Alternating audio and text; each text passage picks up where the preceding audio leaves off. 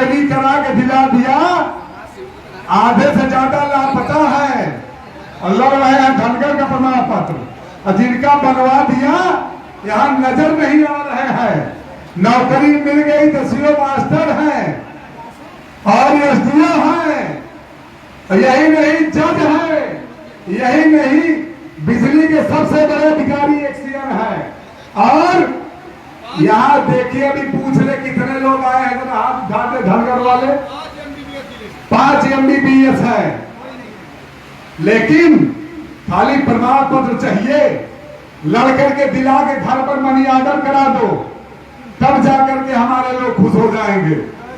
लेकिन मित्रों, जब तक समाज में संघर्ष की क्षमता नहीं होगी, भाषण तो गुरु जी तक चला गए, हम हो जाए थी इलाहाबाद, फैजाबाद, चंदौली, भादरत, बनारस जाए थे, चलाए थी से सीना ठोक के।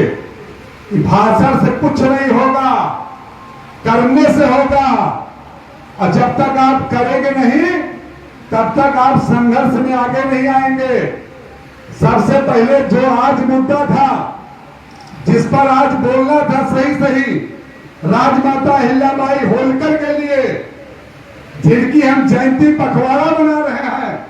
जयंती तो 31 मई को थी, हम भी हाथरस के सिकंदराव में थे, राष्ट्रीय अध्यक्ष जेपी धनगर साहब भी हाथरस के सिकंदराव के मंच पर थे और धर्मराज पाल भी वही थे।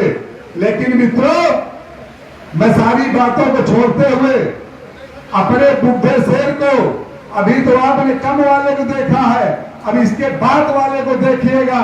हमारे सबसे बड़े राष्ट्रीय अध्यक्ष हैं जेपी धनगर साहब, और विजय बहादुर आचार्य जी से ज्यादा उम्र है उनकी, इसलिए मैं उन्हें आमंत्रित करता हूं, उन्हें आह्वान करता हूं कि आइए, आप इस धनगर की लड़ाई को आप नया आयाम दीजिए।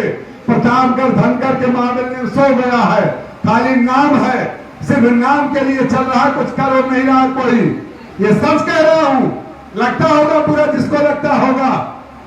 यही अभी किसी सज्जन ने कहा धनगर प्रमाण पत्र के लिए धरना चल रहा था तो आप नहीं आए। मैं 70 का विधायक था, विधायक विरोधी के साथ मंच पर बैठेगा? मैं आपसे पूछना चाहता हूं, जो भी जय शीला जी ने कहा या किसी ने कहा, अगर मैं सत्ता का पक्ष का विधायक हूं तो मैं विरोध करने मंच पर बैठूंगा? आप बताइए, मैं आपकी बात को विधानसभा में रखूंगा, जहां के लिए मुझे भेजा है आपने, यह है।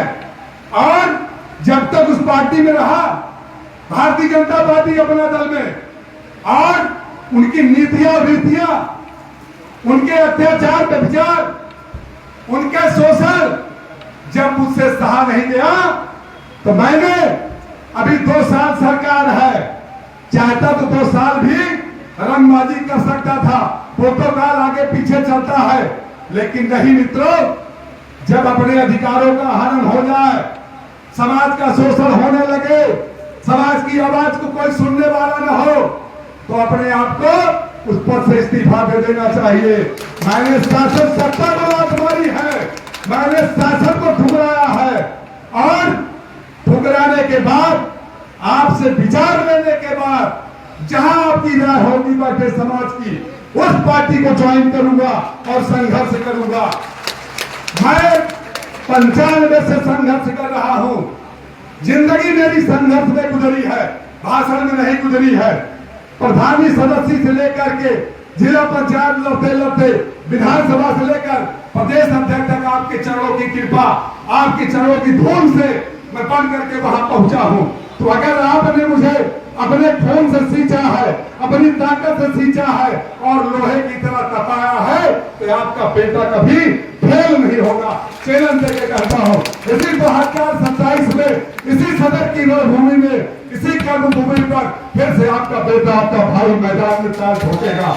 चैलेंज देके कहता हूँ, आज आपके साथ में कहता हूँ, कोई ताकत, कोई हैसियत, कोई शख्सियत मुझे रोक नहीं पाएगी, चाहे वो राजों का रजवाड़ा हो, चाहे रंगबाजों का हो, चाहे सामंतवादी की व्यवस्था हो, चाहे जितना भी बड़ा माफिया हो, लेकिन राजकुमार ये आपका बेटा है, गौरिया समाज का बेटा है।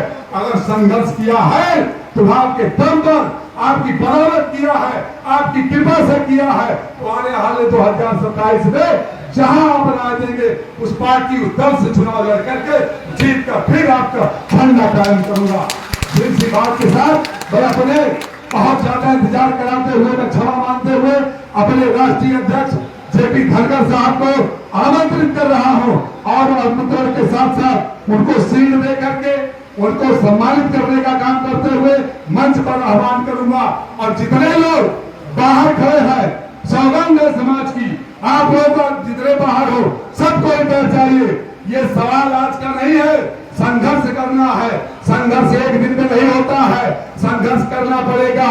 इसलिए आइए 2 मिनट और हमारे साथ आप रहिए। बहुत समय आपने दिया है, 2 घंटे में बहुत दिया, मैं 10 मिनट लूंगा मात्र अपने राष्ट्रीय अध्यक्ष के लिए। इसलिए जोरदार नारे के साथ, नारा मैं लगाऊंगा, नारा आप लगाएंगे, नारा गगनचुंबी होगा। अगर 80 साल में इतना दम है तो अभी 62 साल का हूं, इतना दम तो है ही है।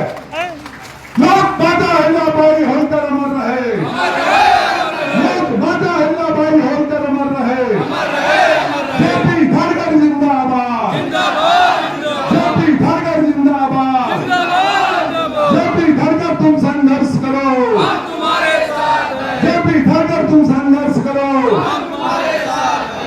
मैं माननीय जेपी धनखड़ जी को सादर आमंत्रित करता हूं, मंच पर आवे अपने विचार को रख। माननीय